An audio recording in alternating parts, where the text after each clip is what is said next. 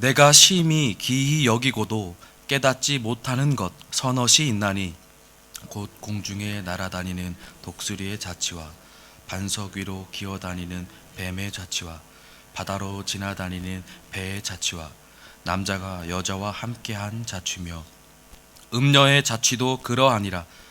그가 먹고 그의 입을 씻음같이 말하기를 내가 악을 행하지 아니하였다 하느니라. 세상을 진동시키며 세상이 견딜 수 없게 하는 것 서너시 있나니 곧 종이 임금된 것과 미련한 자가 음식으로 배부른 것과 미움받는 여자가 시집간 것과 여종이 주를 모를 이은 것이니라. 땅에 작고도 가장 지혜로운 것 넷이 있나니 곧 힘이 없는 종류로 돼 먹을 것이 준비하는 개미와 약한 종류로 돼 집을 바위 사이에 짓는 사반과 임금이 없으되 다 때를 지어 당하는 메뚜기와 손에 잡힐 만하여도 왕궁에 있는 도마뱀이니라. 잘 걸으며 위풍 있게 다니는 것 서너시 있나니 곧 짐승 중에 가장 강하여 아무 짐승 앞에서도 물러가지 아니하는 사자와 사냥개와 순염소와 및 당할 수 없는 왕이니라. 만일 내가 미련하여 스스로 높은 채하였거나 혹 악한 일을 도모하였거든 내 손으로 입을 막으라. 대저 젖을 저으면 엉긴 젖이 되고 코를 비틀면 피가 나는 것 같이 노를 격동하면 다툼이 남이니라. 아멘. 우리 하나님을 표현할 때 전능하신 하나님, 무소부재하신 하나님, 전지하신 하나님이란 표현이 주로 쓰이게 됩니다. 하나님은 전능하시기에 불가능이나 어려움이 없으시고 하나님은 어디에나 계시기에 모든 것을 다 보고 들으시며 하나님은 전지하시기에 알지 못하시는 것이 없으신 분이십니다. 그 중에 전지하신 하나님, 모든 것을 아시는 하나님에 대하여 성경은 이렇게 말합니다. 사도행전 15장 18절에 보니 세상이 시작된 이래로 하나님의 모든 일은 하나님께서 아시느니라. 즉 모든 것을 하나님께서는 아신다 말씀하셨습니다. 다윗과 예레미야도 사도 요한도 모든 것을 아시는 하나님이라고 고백을 하였습니다. 또한 우리는 이미 앞서 나눈 잠언 말씀에서도 감찰하시는 하나님에 대하여서도 나누었습니다. 잠언 15장 3절에 여호와의 눈은 어디서든지 악인과 선인을 감찰하시느니라. 모든 것을 아시는 하나님이심과 동시에 모든 곳 어디에서 우리를 감찰하시는 분, 즉 감독하여 살피시는 분이라고 성경은 하나님을 소개하고 있습니다. 숨기려 해도 이미 아시고 숨기려 해도 이미 보고 계시는 분이 우리 하나님이시라는 것입니다. 이런 하나님을 오늘 말씀의 저자로 알려진 아굴도 익히 잘 알고 있었던 것 같습니다. 18절에서 20절 말씀에 보면 아굴은 이해되지 않는 신비한 것들을 열거하면서 말하고 있습니다. 18절 말씀에 보니 내가 심히 기히 여기고도 깨닫지 못하는 것 서넛이 있나니, 그 중에 서넛에 포함된 것이 공중에 날아다니는 독수리의 자취, 반석 위로 기어다니는 뱀의 자취, 바다로 지나다니는 배의 자취, 남자와 여자가 함께한 자취라고 말하고 있습니다. 여기서 자취는 히브리어로 데렉이라고 하는데 그 말의 뜻은 길입니다. 하늘을 날아다니는 독수리의 길, 그리고 바위를 기어다니는 뱀의 길, 물 위로 지나다니는, 바다로 지나다니는 배의 길, 남녀가 함께하는 그 길은 알 수 없는 신비라고 말하고 있는 것입니다. 이는 비밀처럼 생각이 됩니다. 어느 누구도 독수리가 어느 길로 날아다니는지, 배가 어느 물길로 다 지나다니는지, 뱀이 어떤 길로 지나다니는지 확인할 수 없고 알 수 없습니다. 찾고 싶지만 찾을 수 없는, 흔적을 알 수 없는 것입니다. 이것을 아굴은 20절 말씀에 음녀의 자취와 비교하며 말합니다. 음녀의 자취도 그러하니라. 그가 먹고 그의 입을 씻음같이 말하기를 내가 악을 행하지 아니하였다 하느니라. 음녀의 자취, 음행한 흔적들, 범죄한 그 흔적들을 알 수 없다고 말하고 있습니다. 비밀처럼 숨기려 하고 알 수 없는 그 길을, 독수리 자취, 뱀의 자취, 배의 자취와 마찬가지로 알 수 없는 숨겨진 비밀, 흔적들이라고 말합니다. 그리고 내가 악을 행하지 아니하였다고 말한다고 하고 있습니다.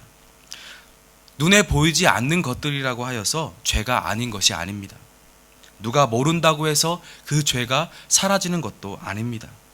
아무도 모르게 죄악의 길에 서서 지나왔지만, 그리고 그것을 아무도 모른다 해서 발뺌한다고 해서 그 죄가 결코 드러나지 않는 것이 아닙니다. 앞에서 말씀하셨던 우리 하나님은 전지하신 하나님, 모든 것을 아시는 하나님이시며 모든 것을 감찰하시는 하나님이십니다. 이런 하나님의 눈을 속일 수 없습니다. 늘 감찰하시는 하나님을, 모든 것을 아시는 하나님을 악으로는 이렇게 표현하며 우리의 삶을 돌아볼 것을 종용하고 있습니다. 시편 139편 1절에 4절 말씀을 보니, 여호와여 주께서 나를 감찰하시고 아셨나이다. 주께서 나의 앉고 일어섬을 아시며 멀리서도 나의 생각을 통촉하시오며 나의 길과 눕는 것을 감찰하시며 나의 모든 행위를 익히 아시오니 여호와여 내 혀의 말을 알지 못하시는 것이 하나도 없으시니이다. 나의 행동과 말까지도 모든 것을 아신다고 성경은 말하고 있습니다. 우리가 숨기려 해도 아무도 보지 않았다 하여, 드러나지 않았다 생각하여도 이미 우리 주님께서는 알고 계신다 말씀이십니다. 이런 하나님을 속이려 하는 것 자체가 어리석음이요 미련한 것입니다. 우리 하나님은 이미 다 알고 계시고 이미 보셨기 때문이죠. 제가 전도사로서 첫 사역을 시작한 교회가 고향교회였습니다.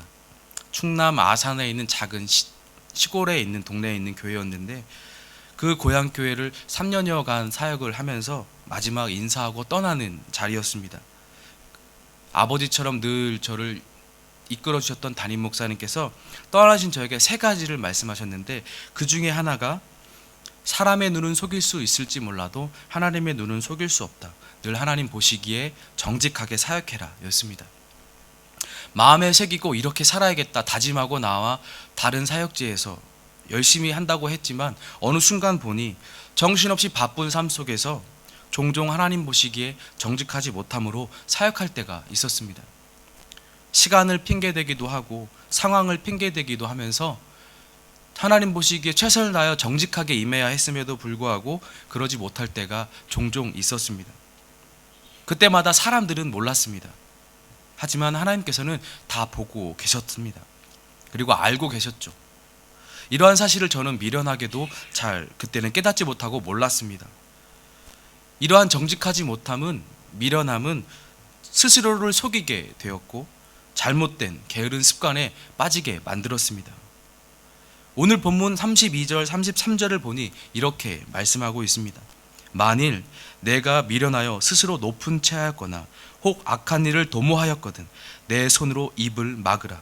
대저 젖을 저으면 엉긴 젖이 되고 코를 비틀면 피가 나는 것 같이 노를 격동하면 다툼이 남이니라.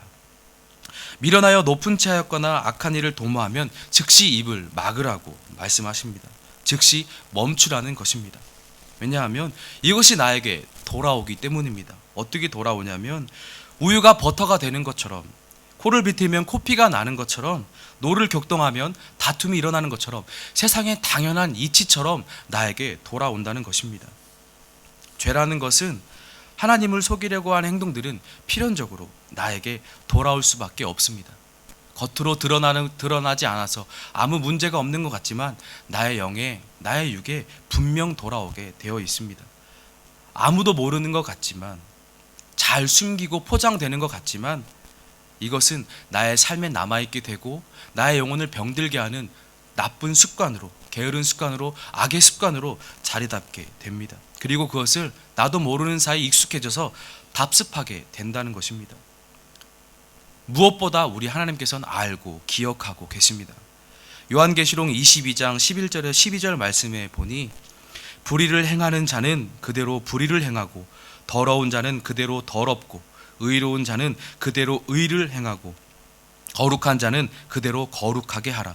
보라, 내가 속히 오리니 내가 줄 상이 내게 있어 각 사람에게 그가 행한 대로 갚아주리라. 행한 대로 갚아주리라 하나님께서 말씀하셨습니다. 하나님께서는 죄와 공존하시지 않는 분이십니다. 그 자체가 선이시오 악을 멸시하시기 때문입니다. 우리가 살 길은 하나님 앞에 죄를 고백하고 회개하는 길밖에 없습니다. 예수님의 보혈의 은혜를 의지하고 그 보혈의 공로를 통하여만 우리가 하나님 앞에 용서받을 수가 있습니다. 우리 하나님 되심의 하나님을, 그리고 전지하신 하나님, 감찰하신 하나님을 우리의 삶 속에서 있는 그대로 고백하고 인정하는 삶을 살 수 있는 우리가 되기를 예수님의 이름으로 소망합니다. 그리고 죄를 미워하시는 하나님, 행한 대로 갚으신 하나님을 우리 가운데 감사함으로 인정해야 될 줄 믿습니다. 그리고 고백하며 그분의 법 안에 들어가 순응하는 삶을 살아야만 합니다. 그럴 때 우리는 하나님의 복을 누리고 자유를 누리며 하나님의 나라를 이 땅 가운데서 경험하며 살아갈 수 있습니다. 하나님의 섭리에 순응하며 살아가는 것, 이것이 우리의 복인 줄 믿습니다. 인생을 살아가면서 많은 복들을 원하고 바라고 기도합니다. 물질의 복, 건강의 복, 자녀의 복, 많은 복들을 우리는 바라고 기도합니다. 하지만 그 복 중에 본질이요 제일은 우리가 예수 그리스도를 통해 구원받아 하나님의 자녀가 되었다는 사실인 줄 믿습니다. 이미 차고 넘치는 복을 우리는 받아 누리며 살고 있습니다. 이 삶을 진정한 나의 삶 속에 드러내며 나타내며 누리는 삶을 살아가기를 소망합니다. 순응하는 삶, 이것이 우리에게 다시 한번 강조되지만 복된 삶입니다. 21절에서 31절 말씀에 열거되는 것들을 보면 하나님께서 창조하신 창조물들의 지혜와 용맹함 등을 말하고 있습니다. 그 속에는 각각 알 수 없는 비유와 뜻이 담겨 있겠지만 단순하게 바라보고 생각해 보자면 모든 것들은 창조물입니다. 그 곤충, 동물들은, 이 창조물들은 각각 창조된 그 모습 그대로 지혜롭게 자연 속에서 그 삶에 순응하며 살아가고 있습니다. 각각 주어진 삶 속에서 하나님을 인정하며 창조물답게 살아가고 있습니다. 우리의 삶 또한 이러해야 될 줄 믿습니다. 먹고 마시며 무엇 하든지 하나님의 영광을 위하여 살라 말씀하신 것처럼 지으심 받은 우리 창조물 그대로 하나님 보시기에 심히 보기 좋았더라 말씀하셨던 창조물의 으뜸인 대로 하나님의 영광을 위하여 기쁨으로 살아가야 될 줄 믿습니다. 이 삶에 순응하는 것이 우리의 가장 복이요 그리고 우리의 삶의 목적인 줄 믿습니다. 하나님께서는 우리의 모든 것을 아십니다. 그리고 모든 것을 지켜보시고 계십니다. 이것을 오히려 감사함으로 고백하고 솔직함으로 정직함으로 주님 앞에 나아갈 수 있는 그대로의 나의 삶으로 나아갈 수 있는 우리의 삶, 우리의 신앙의 삶이 되기를 예수님의 이름으로 소망합니다. 하나님을 인정하는 삶을 살아갈 때에 우리는 주님께서 예비하신 복을 받아 누리는 삶을 살 수 있을 줄 믿습니다. 아멘. 이 시간 기도하겠습니다. 기도하실 때에 하나님 앞에서 하나님을 속이려는 나의 죄성을 이 시간 예수님의 이름으로 회개하길 소망합니다. 우리가 주님의 이름으로 회개하며 나아갈 때 하나님 우리를 용서하여 주시옵소서.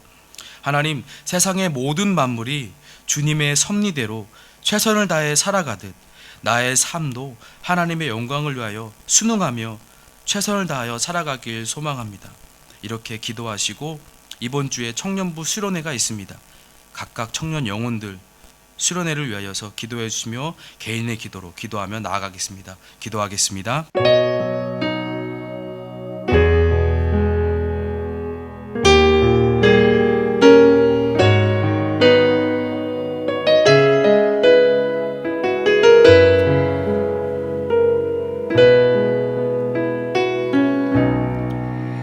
나 같은 사람도 사랑하시나요?